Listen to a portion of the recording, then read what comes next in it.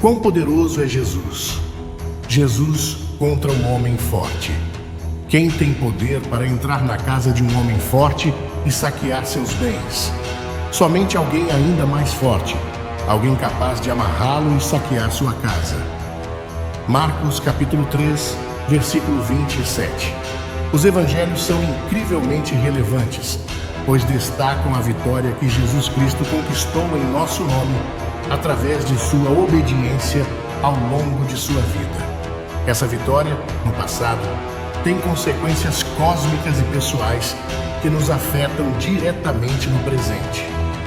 Muitas pessoas acreditam que Satanás e Jesus estão em uma disputa equilibrada, mas isso é um equívoco. Em Marcos capítulo 3, a missão de Jesus é desafiada após anunciar a chegada do reino de Deus. Ele começa a curar os doentes, expulsar demônios, ensinar com autoridade, chamar discípulos e até perdoar pecados. No entanto, nem todos estão satisfeitos com ele. Em Marcos capítulos 3, versículos 22 ao 30, os escribas questionam a fonte da autoridade de Jesus, afirmando que ela vem de Beelzebu, o príncipe dos demônios, Satanás. Os escribas não o consideram insano. Eles o acusam de expulsar demônios pelo poder de Beelzebu, que significa Senhor das moscas ou Senhor da sujeira. Essa acusação é completamente blasfema. Jesus, ao rejeitá-la, condena aqueles que a fazem, explicando que, se ele estivesse expulsando demônios por Beelzebu, Satanás estaria trabalhando contra si mesmo, frustrando seu próprio propósito. O objetivo de Satanás é controlar as pessoas por meio dos demônios, não libertá-las deles. Um reino, uma família ou um povo dividido contra si mesmo não pode sobreviver. A sobrevivência depende da cooperação interna, não do confronto. Marcos capítulos 3, versículo 23 ao 27. Portanto, a acusação dos escribas é absurdamente falsa. Na verdade, o Senhor Jesus fez exatamente o oposto do que eles afirmavam. Seus milagres simbolizavam a derrota de Satanás, em vez de sua destreza. É isso que o Salvador quis dizer quando afirmou que ninguém pode entrar na casa do homem forte e saquear seus bens, a menos que primeiro amarre o homem forte. Satanás é o homem forte, a casa é seu domínio. Ele é o Deus de sua era e seus bens são as pessoas sobre as quais ele exerce influência. Jesus é aquele que amarra Satanás e saqueia sua casa. Em sua segunda vinda, Satanás será amarrado e lançado no abismo por 1000 anos. A expulsão de demônios por Jesus durante seu ministério na terra prenunciava sua futura prisão do diabo. Em resposta, Jesus aponta que a acusação de colaboração com Satanás é falsa.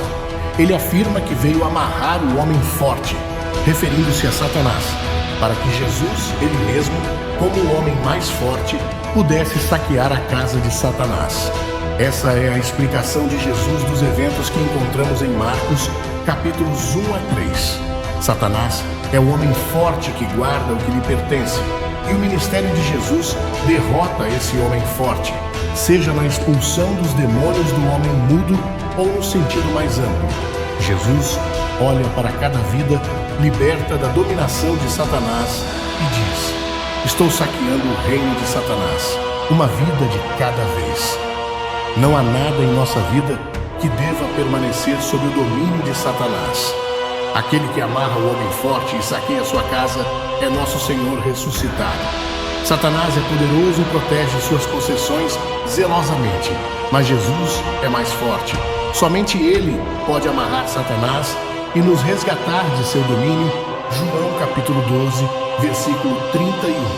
Agora o julgamento é chamado sobre este mundo. Agora o governante deste mundo será expulso. Jesus veio para esmagar o diabo. Podemos perder de vista esse ponto, já que os evangelhos contêm muitas histórias. Mas, em última análise, os evangelhos tratam da vitória de Jesus sobre Satanás. Toda a autoridade me foi dada no céu e na terra. Portanto, vão e façam discípulos de todas as nações, batizando-os em nome do Pai, do Filho e do Espírito Santo.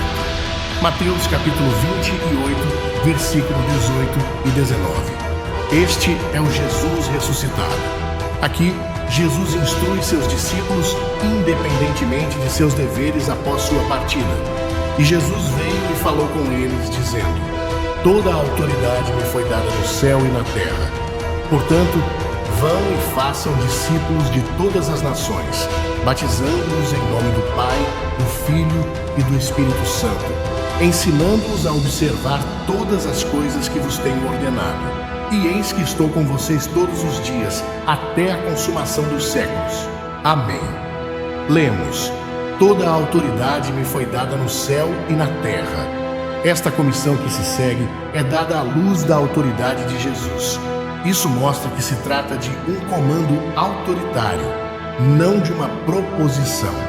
É a mesma ideia de um subordinado sendo lembrado de sua patente por um oficial. Porque ele tem essa autoridade, ele pode enviar quem ele quiser para fazer o que bem entender.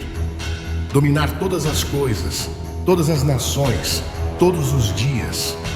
O popular pregador Charles Spurgeon diz: o poder nas mãos de algumas pessoas é perigoso, mas o poder nas mãos de Cristo é abençoado. Deixemos que Ele tenha todo o poder. Deixemos que Ele faça o que quiser com Ele. Pois Ele não pode desejar nada senão o que é certo, justo, verdadeiro e bom. Acreditamos nesse poder e nele descansamos. Não buscamos nenhum outro poder. Desafiamos todos os outros poderes. Sabemos que nossa impotência não impedirá o avanço do seu reino. Entregamos todo o nosso poder a Ele. Ele detém as chaves da morte e do inferno.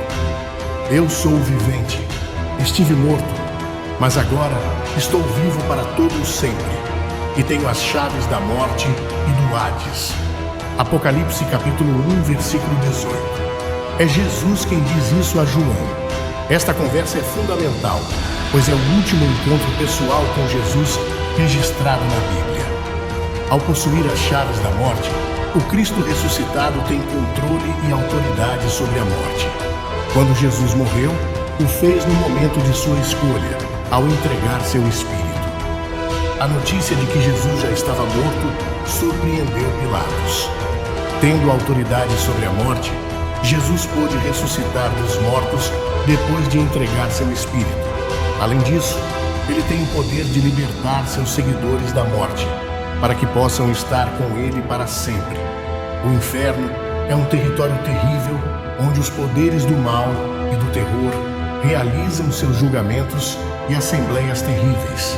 No entanto, o inferno treme diante do Senhor, e há um trono mais elevado do que o trono do mal. Não apenas ele tem domínio sobre todas as ovelhas e bois, bem como todas as aves do céu, peixes da água e qualquer outra coisa que percorra o curso do mar.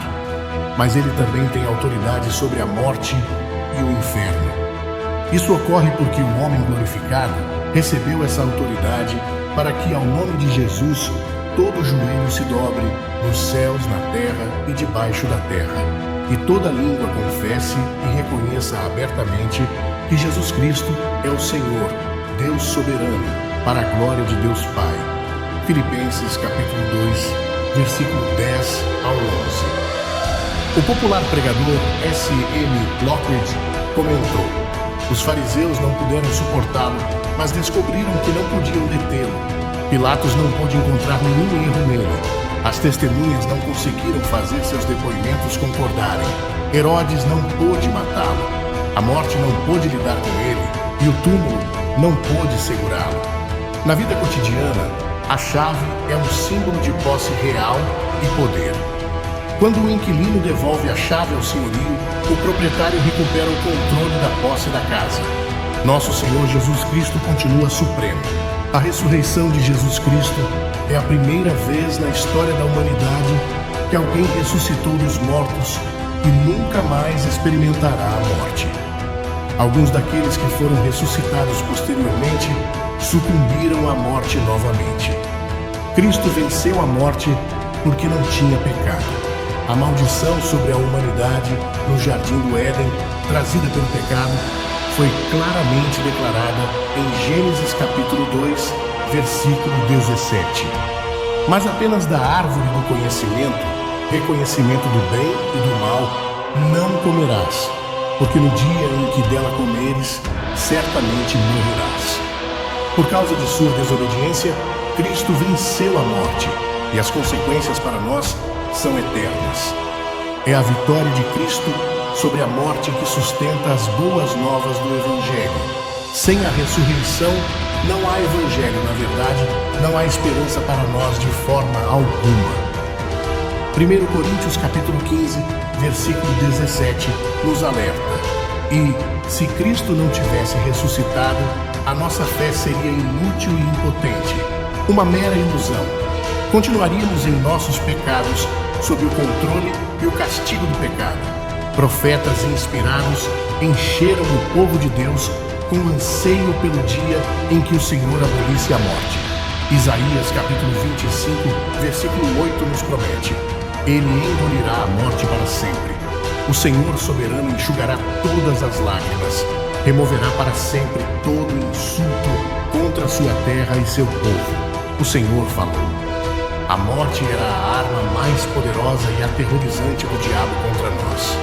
Mas os crentes são mais do que vencedores por meio daquele que nos amou. Cristo venceu a morte, e os crentes se firmam nas palavras de Jesus: eu sou a ressurreição e a vida. Quem crê em mim, ainda que morra, viverá. E todo aquele que vive e crê em mim não morrerá eternamente. Você acredita nisso? João capítulo 11, versículo 25 ao 26. É imperativo que não nos esqueçamos de que o Pai foi quem conferiu a Jesus Cristo o direito de ocupar essa exaltada posição de autoridade e dignidade como recompensa pelo que ele fez. Olhe o que ele recebeu em troca da humilhação que sofreu pelas mãos dos homens. Ele foi o servo dos servos, mas agora é o Rei dos reis e Senhor dos senhores. Ele se curvou mais baixo do que o mais baixo, mas agora está acima do mais alto. Ele usou a coroa de espinhos, mas agora usa a coroa dos céus. Ele foi o servo dos servos, mas agora é o Senhor dos senhores e o Rei dos reis.